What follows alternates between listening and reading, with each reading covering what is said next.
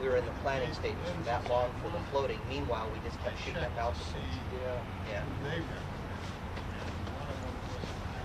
Well, in the meantime, I got a new wireless microphone thing. UHF doesn't have. There's one in the trunk. By the way, I'm here with Don Ferguson, and so you're the one that developed this floating arm assembly right here. Ron and I. Okay.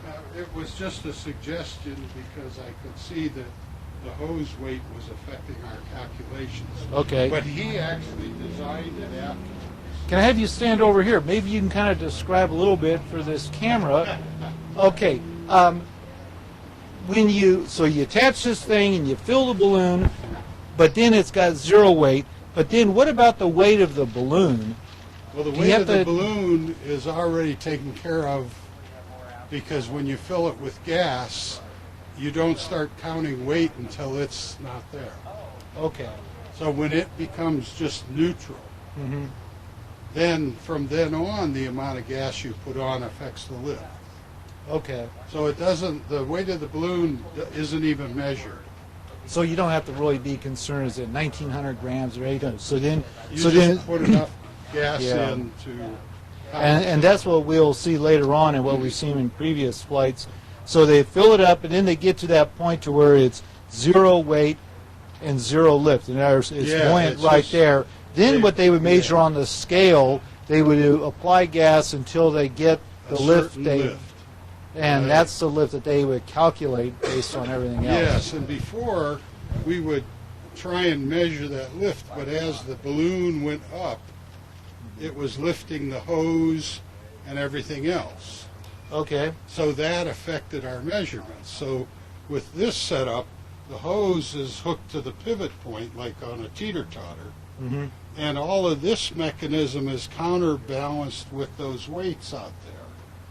So this assembly right here, actually I'll probably bring the camera over later, we can kind of zoom in to show this assembly here. So you have the weights, so these weights right here counteract the weight of all this, and then this pivot point, but this whole portion here, this is all sealed, and I noticed actually there's like some blue sealant, so then this part is sealed, so I see there's a thread right here. That's where the gas goes in.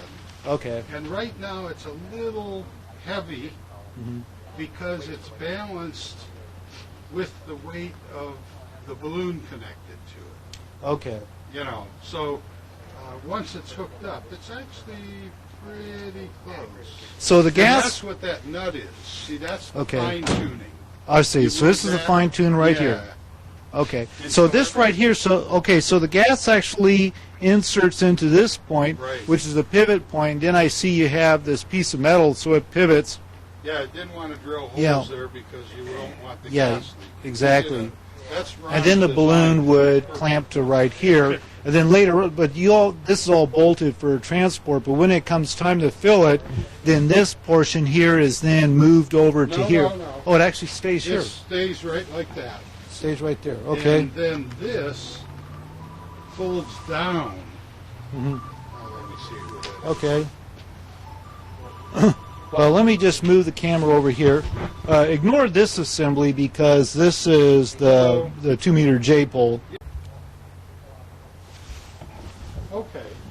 Okay, reposition the camera here to show this zero mass beam or whatever it is. So right here is a place where the gas tube is connected and it pivots at this point right here. So this entire tube is sealed, including on the end, so the gas would attach here.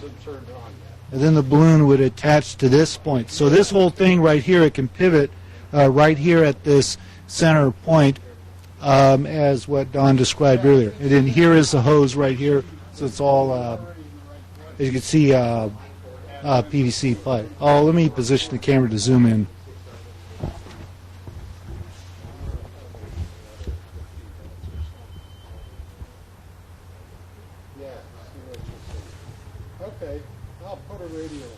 This is the pivot point, including where the gas is attached. The bolt here is what Don described as a fine tune of weight balance. That is sealed. You move up to this point, and this is where the balloon attaches for that.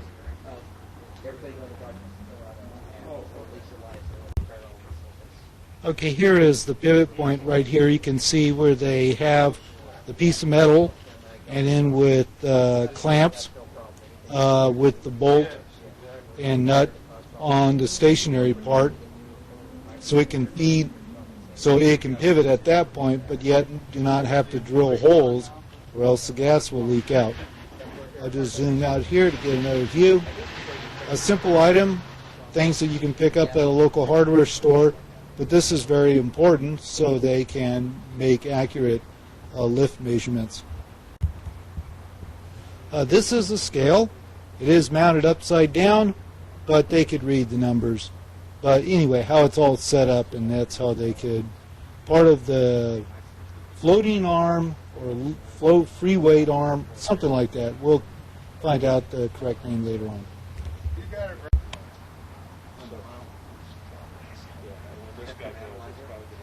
Yeah. There it goes. Well, not even a tracking generator. I mean, it has one, but it actually will do the two-port. Oh, okay. You can measure. So it's a real whole network analyzer. Oh yeah, you can measure like distance to faults and cables. Sure, yeah, TDR. everything, yeah.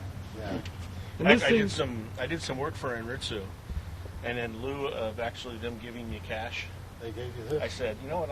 How about one of these? And and they said okay because to them it doesn't cost $24,000. No, right. $24,000, that's about as much as a car. Actually, it's worth more than my car.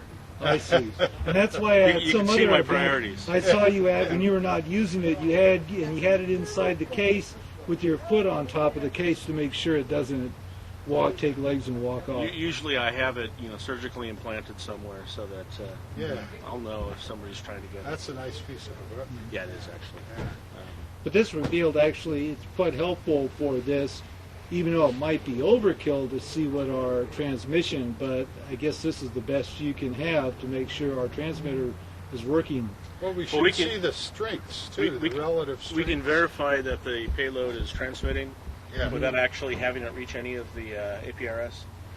We can also look at how strong the signals are coming from the various local stations.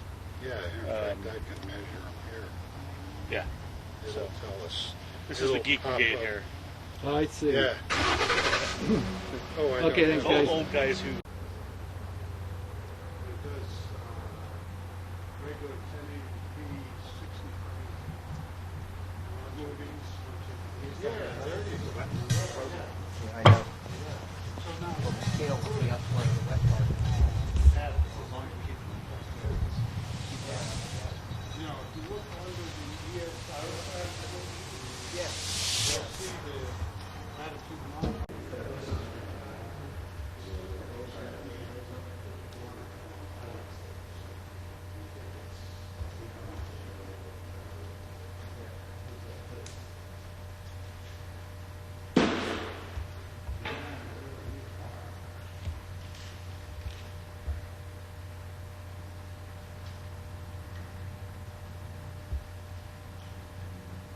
This is so critical on this one because with so little free lift, 131 grams of free lift.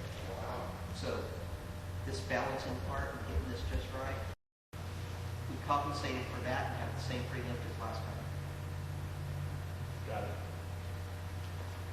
Back out.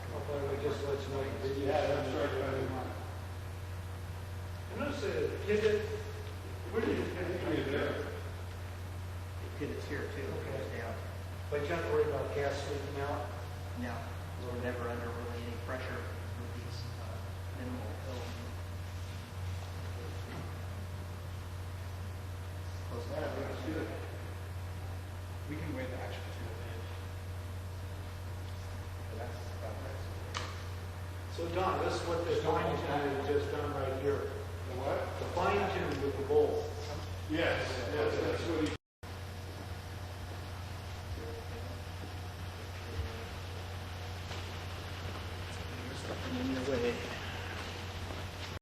Oh. Yeah, we're Oh, there it just did. okay, but that's heater off. Yeah.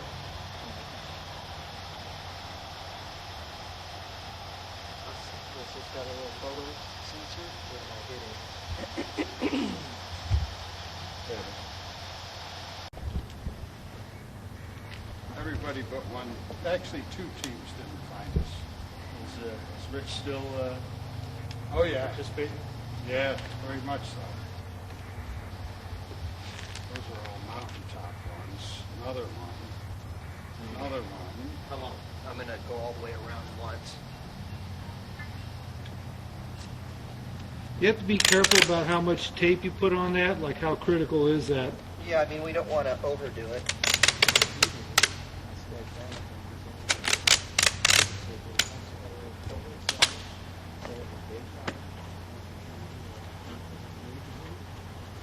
And then I'll do one on this side, then we'll just tape the...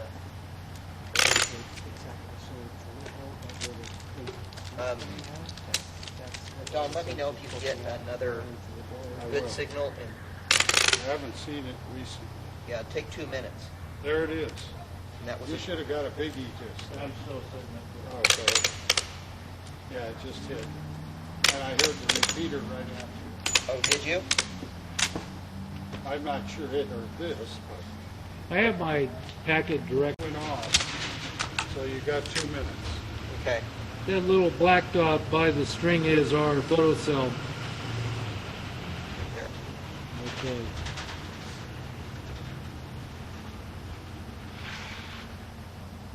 You got just under 2 minutes if you want to go take that and wait for it.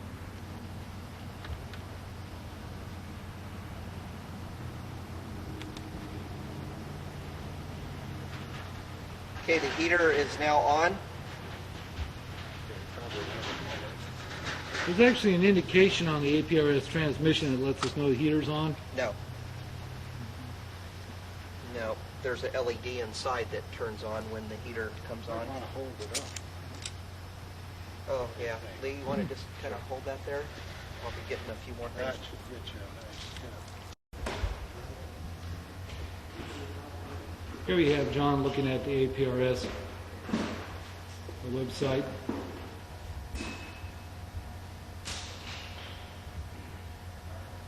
So that was the actual transmission we received.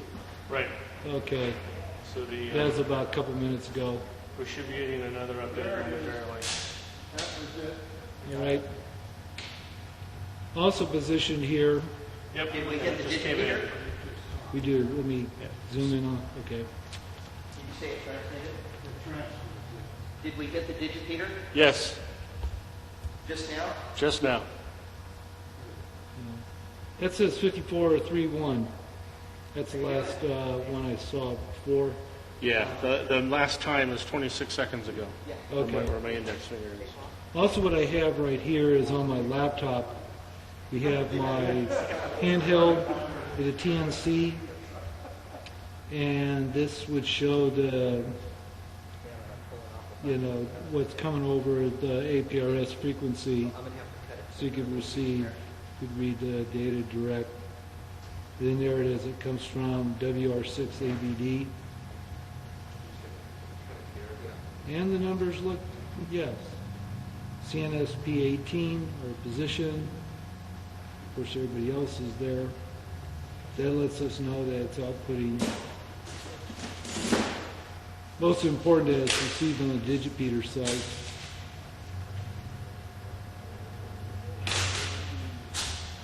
So we have multiple systems to track.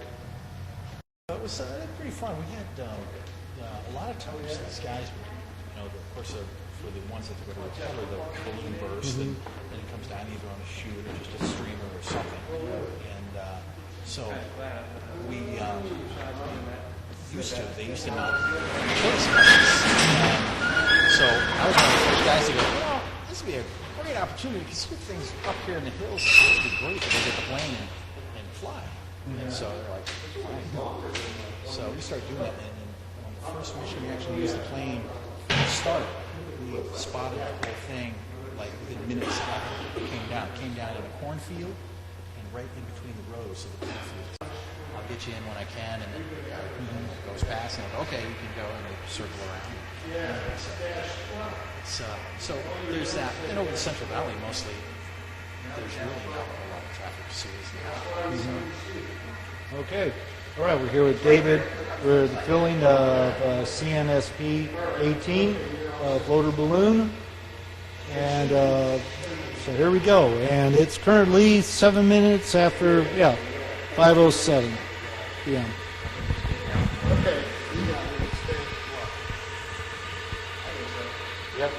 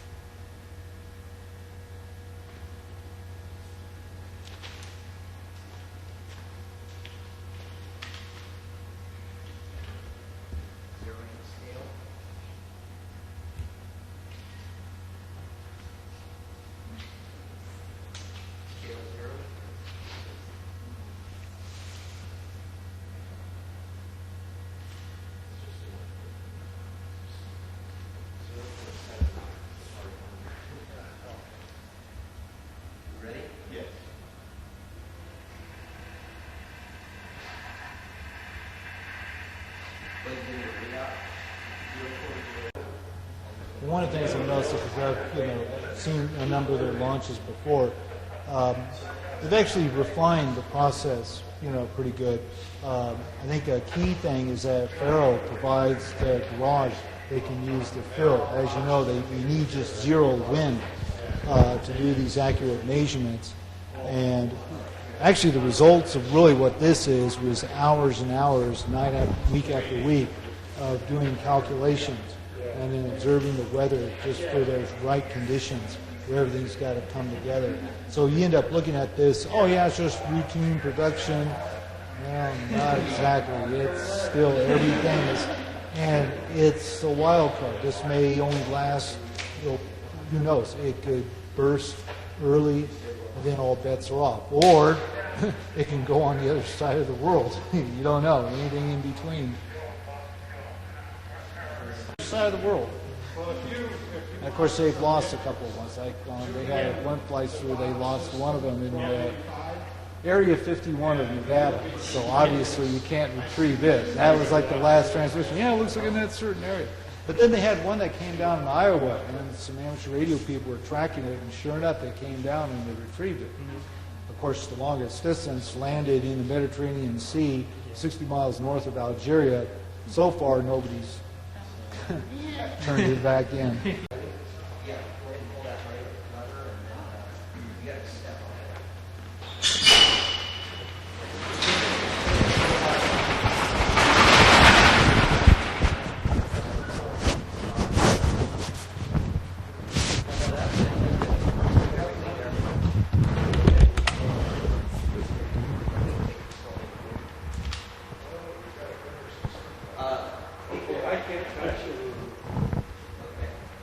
Okay, it's 5:20. We've finished the fill and preparing to launch.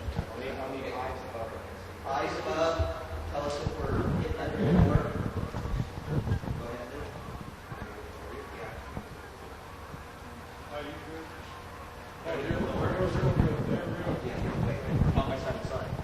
How about on each side? Yeah, perfect. Okay, you're good.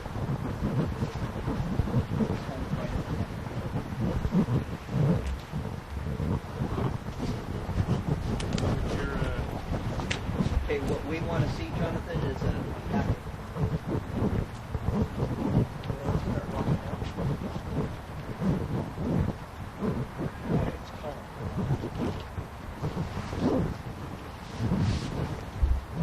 let us know.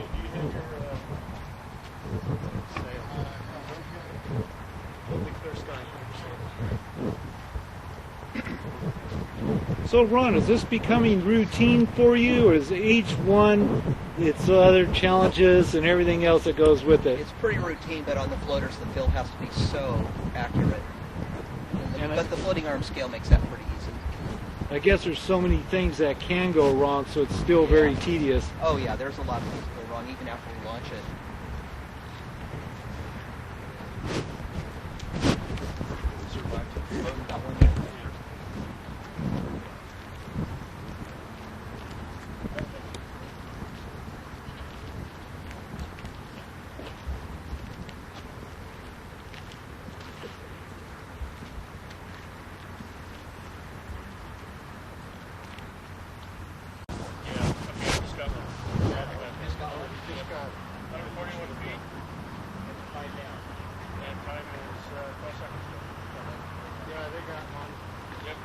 Okay, looks like they got it.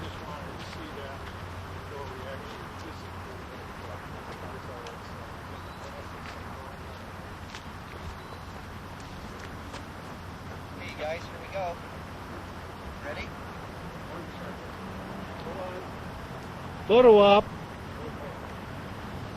We all set? We're Got all set. the pictures they need?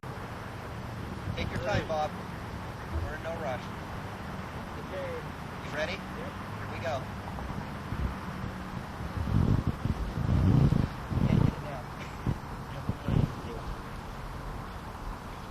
Seems to be going up slow, or is that my imagination? About 400 feet a minute. Okay. And it's directly above, so it's really straining my back to get this shot. Oh.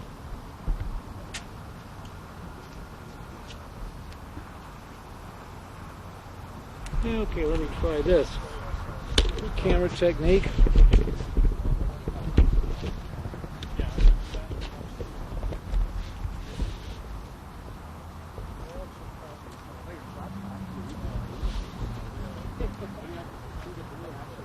Oh, really?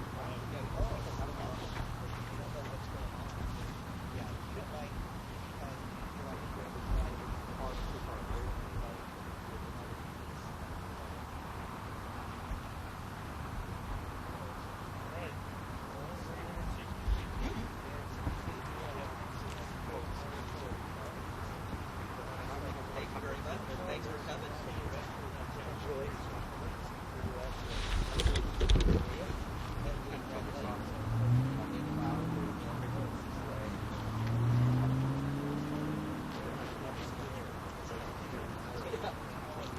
Hey, thanks a lot for helping with the teacher on today's stuff. That was fantastic. That was a lot of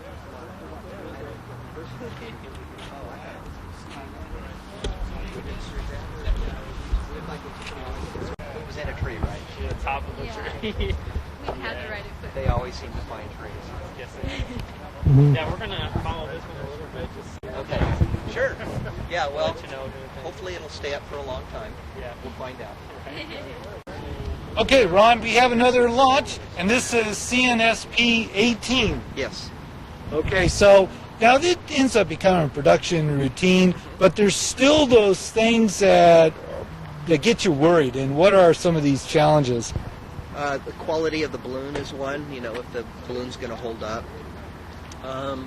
The APRS transmitter being stable, battery voltage when it gets too cool.